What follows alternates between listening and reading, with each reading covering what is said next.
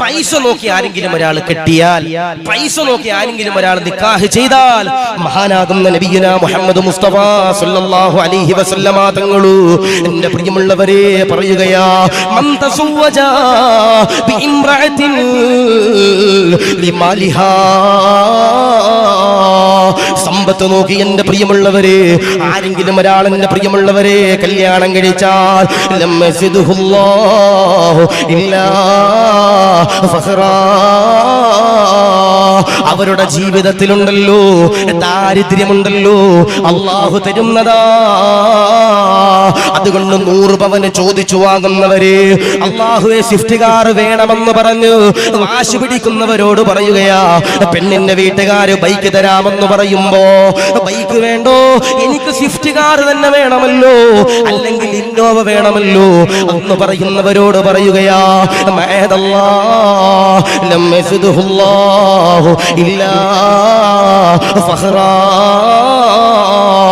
അവരുടെ ജീവിതത്തിൽ എന്റെ പ്രിയമുള്ളവര് ദാരിദ്ര്യമുണ്ടല്ലോ അല്ലാഹു തരുന്നതാ.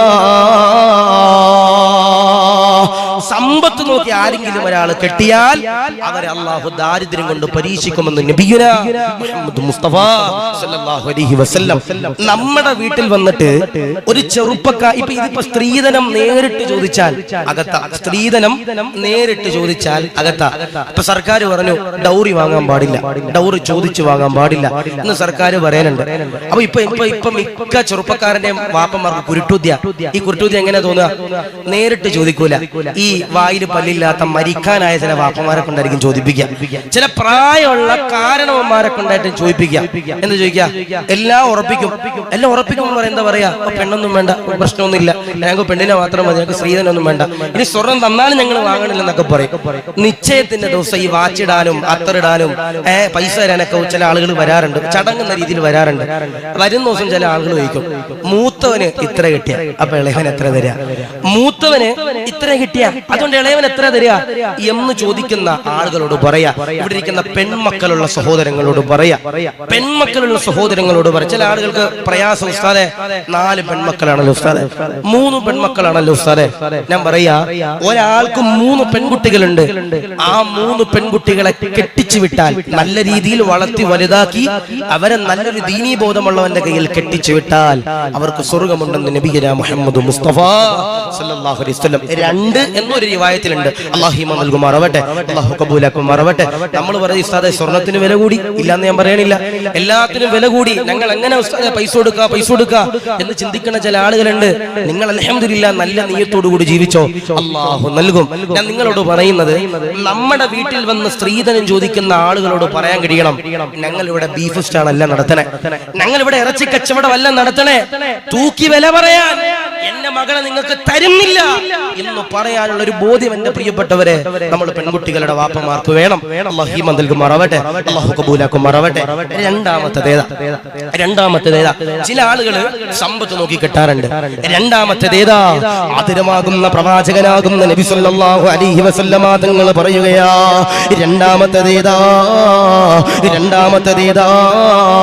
ലിജമാലിഹാ, സൗന്ദര്യം നോക്കി കെട്ടുന്നവരോട് പറയുകയാ, പടച്ചവനെ പെണ്ണ് കറുത്തുപോയല്ലോ, പെണ്ണിന് ഭംഗിയില്ലല്ലോ, പെണ്ണിന് കാഴ്ചയിൽ ഭംഗിയില്ലല്ലോ എന്ന് പറഞ്ഞുകൊണ്ട് സൗന്ദര്യം മാത്രം എന്റെ പ്രിയമുള്ളവരെ നോക്കി കെട്ടുന്നവരോട് പറയുകയാ, പാടില്ല പാടില്ല. ലിജമാലിഹാ, സൗന്ദര്യം നോക്കി പെണ്ണ് കെട്ടുന്ന ചില ആളുകളുണ്ട്, സൗന്ദര്യം മാത്രം നോക്കും. ഇപ്പോ ഈ ചില എത്തിഹാനയിലൊക്കെ ചില ആളുകൾ വരാറുണ്ട്, ഒരു നാട്ടിൽ പെണ്ണ് കിട്ടാതെ എല്ലാം കൊണ്ടുപോയി അവസാനം കുടുങ്ങിയിട്ട് ഏതിലൊക്കെ സ്ഥാപനത്തിൽ വരും, വന്നിട്ട് പറയും, എത്തിഹാനയിൽ വന്നിട്ട് പറയും, ഉസ്താദെ ഞങ്ങൾക്ക് വീടൊന്നും വേണ്ട, കുഴപ്പമില്ല, ഒരു എത്തിയുമായ കുട്ടിയെ വേണം. അപ്പൊ ചില ഉസ്താദന്മാർ ചോദിക്കും, നിങ്ങൾക്ക് എന്തെങ്കിലും ആഗ്രഹിക്കണം, ഇതിലൊന്നും ആഗ്രഹിക്കണില്ല, പക്ഷെ ഓളുടെ മുടി ഈ താഴെ വരെ മുട്ടണം, അങ്ങനെ ചില ആൾക്ക് ഡിമാൻഡ്. സൗന്ദര്യം സൗന്ദര്യം മാത്രം സൗന്ദര്യം നോക്കണ്ടെന്നല്ല പറഞ്ഞേ. ഈ സൗന്ദര്യം നോക്കാതെ കെട്ടിയാലും പ്രശ്നം. കാരണം വീട്ടിൽ കിട്ടിയില്ലെങ്കിൽ അപ്പുറത്തെ വീട്ടിൽ മതിലാടും. അല്ലാഹു നൽകട്ടെ, അല്ലാഹു കാത്തിരിക്കുമാറാവട്ടെ. ഞാൻ നിങ്ങളോട് പറയുന്നത്, ചില ആളുകളുണ്ട് സൗന്ദര്യം മാത്രം, വേറെ ഒന്നും നോക്കൂല. സൗന്ദര്യം വേണം, മുടി വേണം, അത് വേണം, ഇത് വേണം, ചുരിദാർ വേണം, അതാക്കണം, ഇതാക്കണം, മൊഞ്ചായിട്ട് നടക്കണം എന്ന് പറയുന്ന ചില കെട്ടിയന്മാരുണ്ട്. ആരെങ്കിലും ഒരാൾ സൗന്ദര്യം നോക്കി എന്റെ പ്രിയപ്പെട്ടവരെ കെട്ടിയാൽ, സൗന്ദര്യം നോക്കാതിരിക്കണമെന്നല്ല ഞാൻ പറയണേ. ഇപ്പൊ ചില ആളുകൾ പറയും, സാറേ പെൺകുട്ടികൾ പറയും ഞങ്ങൾ കറുത്തുപോയി സാർ എന്ന് പറയുന്നവരുണ്ട്. ഏറ്റവും കൂടുതൽ കല്യാണം കഴിഞ്ഞുള്ള കുടുംബ ജീവിതത്തിൽ ശാരീരിക സുഖം ലഭിക്കുന്നത് അത് കിതാബുകൾ രേഖപ്പെടുത്തുന്നുണ്ട്. അത് കറുത്ത പെൺകുട്ടികളില്ല. അള്ളാഹു മനസ്സിലാക്കാൻ അള്ളാഹു സൗഭാഗ്യം നൽകുമാറാവട്ടെ, അള്ളാഹു ഈമാൻ നൽകുമാറാവട്ടെ. മഹാനാകുന്ന നബി തങ്ങൾ പറയാ, ആരെങ്കിലും ഒരാൾ സൗന്ദര്യം മാത്രം പരിഗണിച്ച് വേറെ ഒന്നും നോക്കണില്ല, നമുക്ക് വീടില്ല കുഴപ്പമില്ല, നമുക്ക് പൈസ ഇല്ല കുഴപ്പമില്ല, നമുക്ക് വാപ്പയില്ല കുഴപ്പമില്ല, ഉള്ളുമ്മ രണ്ട് കെട്ടിയതാ കുഴപ്പമില്ല, ഒന്നും പ്രശ്നമില്ല, സൗന്ദര്യം മാത്രം, വേറെ ഒന്നും പരിഗണിക്കുന്നില്ല. അങ്ങനെ ആരെങ്കിലും ഒരാൾ കല്യാണം കഴിച്ചു കഴിഞ്ഞാൽ അള്ളാഹു കൊടുക്കുന്ന ശിക്ഷ എന്താ?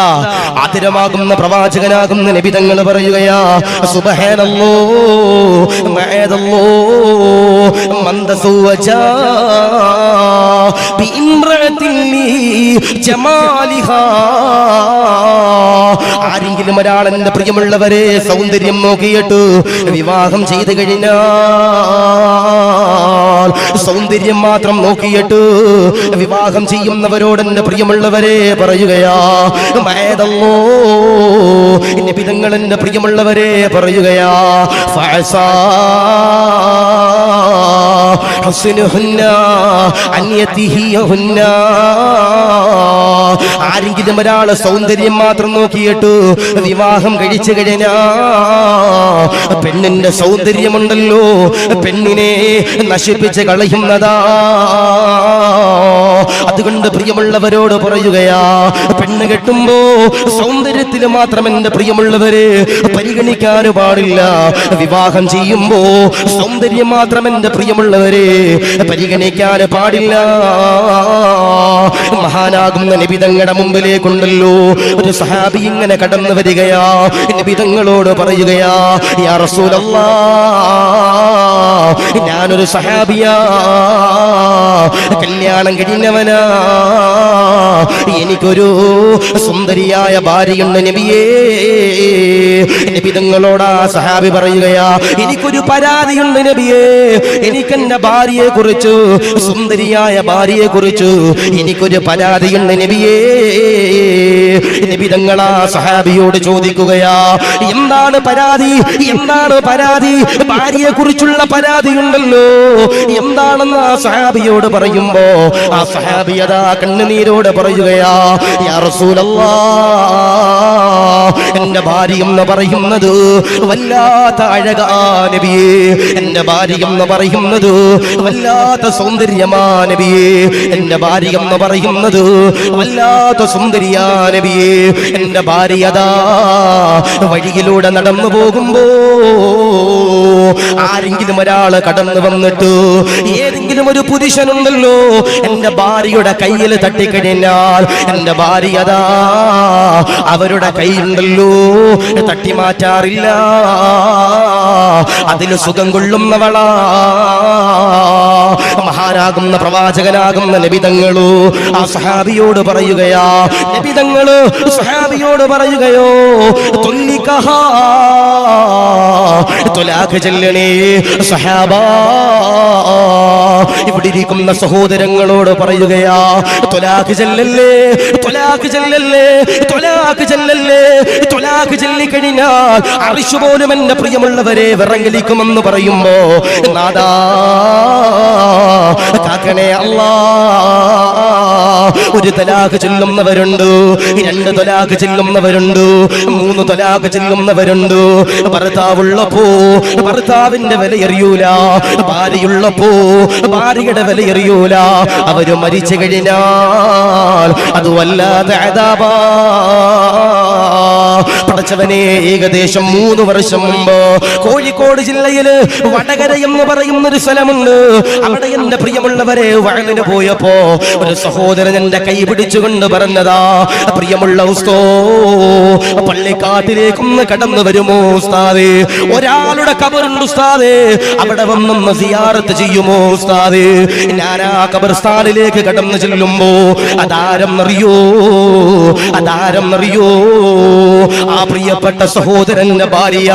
ഞാൻ അവിടെ നിന്നുകൊണ്ട് ദുആ ചെയ്യുമ്പോ പുറത്തു കൊടുക്കണേ അല്ലാ, സ്വർഗ്ഗം കൊടുക്കണേ അല്ലാ, നരകം കൊടുക്കല്ലേ അല്ലാ എന്ന് പറഞ്ഞുകൊണ്ട് ദുആ ചെയ്യുമ്പോ ആ ഭർത്താവുണ്ടല്ലോ വല്ലാതെ കരയുകയാ. ആ ഭർത്താവുണ്ടല്ലോ വല്ലാതെ ഏങ്ങലടിച്ചുകൊണ്ട് കരയുകയാ. ഖബർസ്ഥാനിൽ നിന്ന് പുറത്തേക്ക് വരുമ്പോ ആ സഹോദരനോട് ഞാൻ ചോദിച്ചൊരു ചോദ്യമുണ്ട്, ഭാര്യ എങ്ങനാ മരിച്ചത്? ആ സഹോദരൻ കരഞ്ഞുകൊണ്ട് പറയുകയാ, പ്രിയമുള്ള ഉസ്തോ, എന്റെ ഭാര്യയുണ്ടല്ലോ 5 വഖത്ത് നിസ്കരിക്കുന്നവളാ. ഒരു ദിവസം അതാ അസ്ർ നിസ്കാരം കഴിഞ്ഞിരിക്കുമ്പോ ഭാര്യയുടെ മൂക്കിൽ നിന്ന് ചോര വരികയാണ് ഉസ്താദേ, ചോര വരികയാ ഉസ്താദേ. കോഴിക്കോട് ഹോസ്പിറ്റലിലേക്ക് കൊണ്ടുപോകുമ്പോ അവര് വിധി എഴുതുകയാ, ക്യാൻസറാ. ക്യാൻസർ എന്ന മഹാമാരി വന്നിട്ട് എന്നെയും എന്റെ പൊന്നുമോനെയും ഉണ്ടല്ലോ തനിച്ചാക്കിയിട്ട് എന്റെ പ്രിയപ്പെട്ട ഭാര്യയുണ്ടല്ലോ വിട പറഞ്ഞു ഉസ്തോ. എന്നാ പ്രിയപ്പെട്ടവൻ കരഞ്ഞുകൊണ്ട് പറയുമ്പോ പാലമലയുടെ ഖബർസ്ഥാനില് ഭാര്യമാര് മരിച്ചു കിടക്കുന്നവരെ, പാലമലയുടെ ഖബർസ്ഥാനില് ഭർത്താക്കന്മാര് മരിച്ചു കിടക്കുന്നവരെ, അത് വല്ലാത്ത നഷ്ടമാ. നബി തങ്ങളുണ്ടല്ലോ ആ സഹാബിയോട് പറയുകയാ, ത്വലാഖ് ചൊല്ലണേ സ്വഹാബ, ത്വലാഖ് ചൊല്ലണേ സ്വഹാബ, അവളിൽ നിനക്ക് ഖൈറില്ല. ആ സമയത്ത് ആ സഹാബിയുണ്ടല്ലോ നബി തങ്ങളോട് കരഞ്ഞുകൊണ്ട് പറയുകയാ, ഇന്നീ യുഹിബ്ബുഹാ, എനിക്കതിന് കഴിയൂല നബിയേ, അവളെ ത്വലാഖ് ചൊല്ലാ എനിക്ക് കഴിയൂല നബിയേ, എനിക്ക് അവളെ വല്ലാത്ത ഇഷ്ടമാ, അവളെ വല്ലാത്ത പ്രേമമാ, അവളെ വല്ലാത്ത മുഹബ്ബത്താ, അവളെന്റെ ജീവനാണല്ലോ. ആ സമയത്ത് നബി തങ്ങൾ പറയുകയാ, എന്നാ അവളെ കൊണ്ട് ടെൻഷൻ പേര് ജീവിക്കേണ്ടി വരുമെന്ന് നബിയുനാ മുഹമ്മദ് മുസ്തഫ സല്ലല്ലാഹു അലൈഹി വസല്ലം